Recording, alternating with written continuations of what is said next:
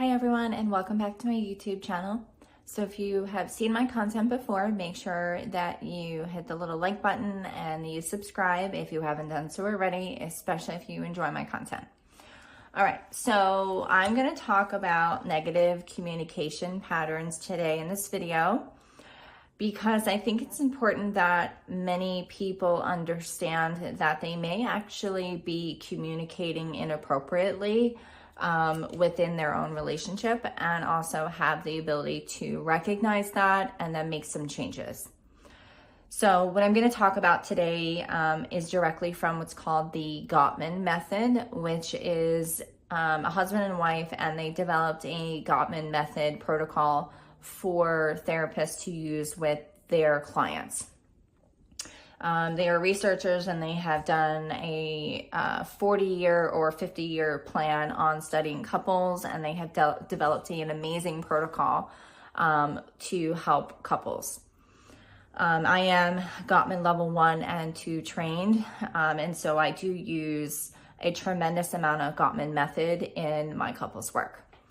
So when I work with a new couple, one of the first 2 or 3 sessions, I will assess their communication patterns, and I will likely hand them this handout for them to better assess their own communication styles based off of what they think. So let's talk about the first one, which is the first horseman, is what's called criticism. So this horseman involves bringing up an issue in a way that focuses on the partner's character or the personality flaws, rather than on what you think or what you would like him or her to do differently. So criticism implies that there's something wrong with your partner, that he or she is defective. This may include name calling, blame, or general character assassination.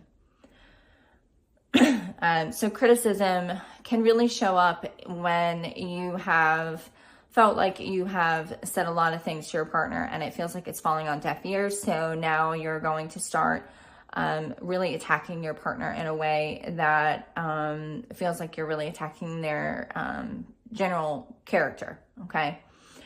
So the second one is contempt. So this is a form of disrespect that arises from a sense of superiority over your partner. It's sarcasm, cynicism, eye-rolling, name-calling, mockery, and hostile humor are these types of contempt. This is where it really displays a level of disgust that shows up in the relationship. And the contempt is actually the strongest predictor of divorce and relationship dissatisfaction and demise. And I'm going to talk about how this all really shows up in relationships, but I want to just kind of give you a little bit of an overview. Okay. So the third one is defensiveness, which I'm sure many of you may identify with, right?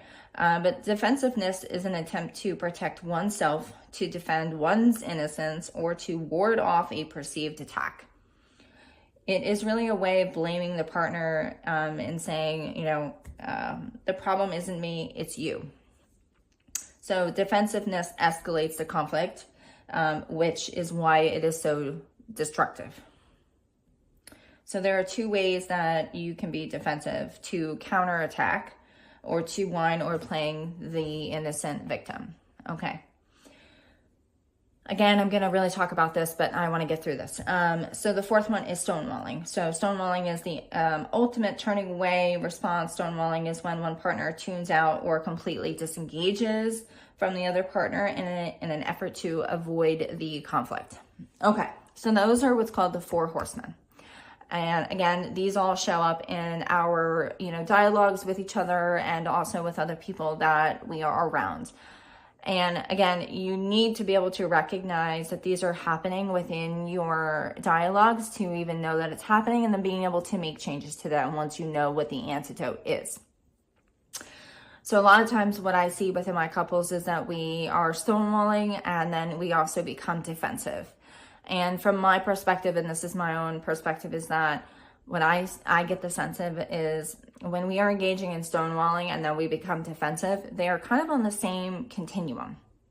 Because at the end of the day, what happens with the stonewalling is that this individual ends up feeling an intense amount of emotion that instead of exploding, they actually kind of implode, right? And they actually disengage, they stop talking, they really pull away from the conversation and they don't return to it.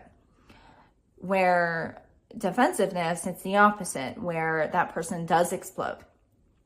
They show their emotions outwardly because they have an intense amount of emotion that's really coming through because they are feeling attacked.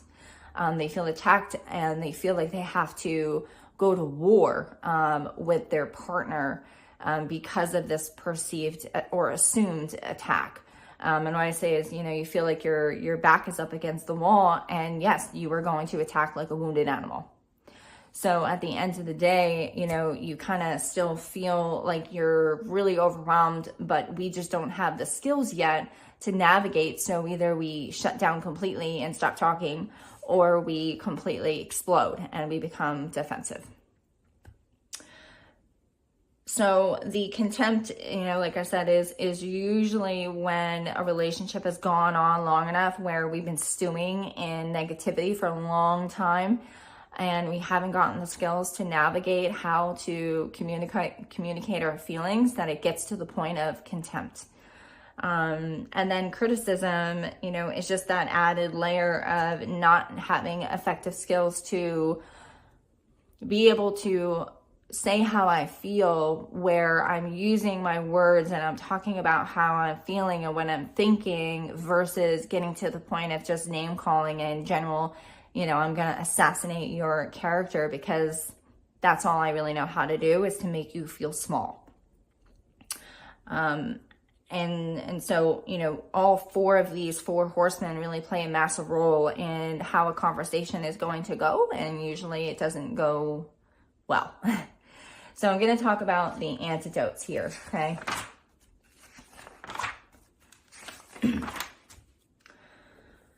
Okay. So defensiveness, let's start with that one. So defensiveness, the antidote, the solution to this is being able to take responsibility. Excuse me. So when I say this to people, I get a lot of people who kick back at me a little bit because they have a hard time being able to find the area where they have to take responsibility in a moment where they are perceiving an attack. But if you understand defensiveness, it's, kind of the counterattack or the perceived, playing the innocent victim. And if you feel like your back is up against the wall, are you really getting all of the information from your partner before you're attacking? Or is there a level or some bits of truth to something that your partner is saying that's causing you to feel like you have to attack back? And so if you feel like that's a yes, then that's the area that we want to be able to take some responsibility and say, you know what, you're actually right. I did fuck up and I'm sorry. Versus saying, fuck you, I don't know what you're talking about. And then I'm going to get defensive and I'm going to get in your face. So you have to be able to kind of pause in a moment when you start to feel like your emotions are rising and you want to become defensive and say, you know what, is there actually any truth to what my partner's saying? Can I actually take responsibility here and say, you know what, yeah, maybe I did fuck up. Yep. Done. We don't need to get defensive then. Okay.